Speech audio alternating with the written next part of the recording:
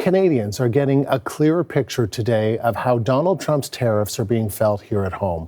Statistics Canada has released its report on exports for the month of April.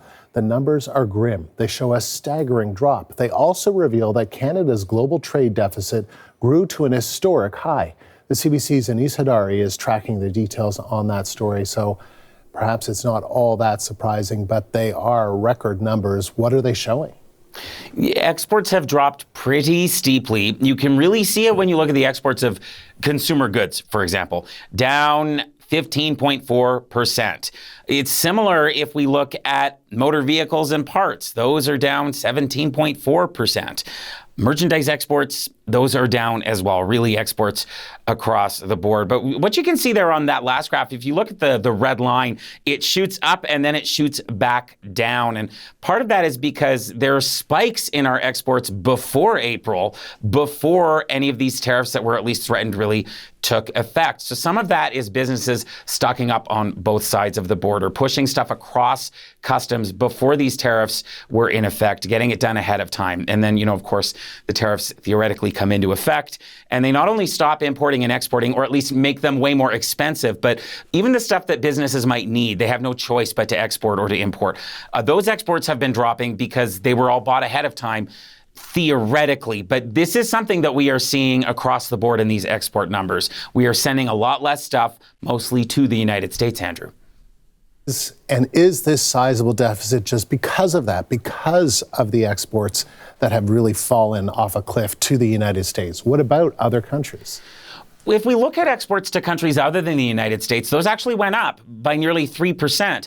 This is not enough to make up for the drop in exports to the United States, though. It is the United States that is the story here.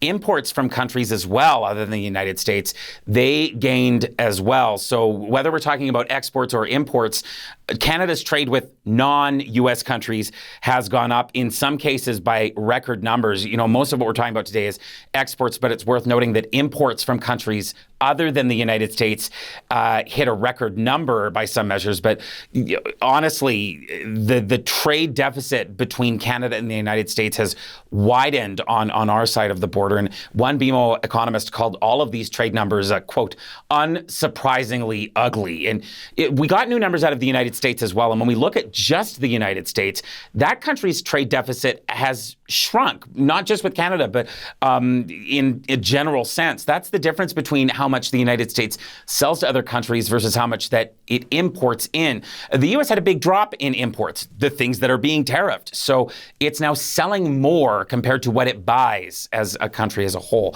Those big drops in imports to the United States from around the world are a classic, kind of expected consequence of tariffs. That's what they're supposed to do. So this is sort of possibly one of the things Donald Trump has said he's wanted.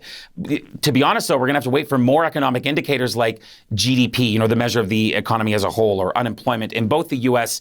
and in Canada, to see what the other effects of these tariffs are. But as we have been talking about over the past few weeks, many of those indicators are, I think, soft would be the kindest word that I could use. So this is just another example of how the trade war and tariffs are affecting all of our economies, which eventually means jobs are affected and the way that Canadians have and spend money, Andrew.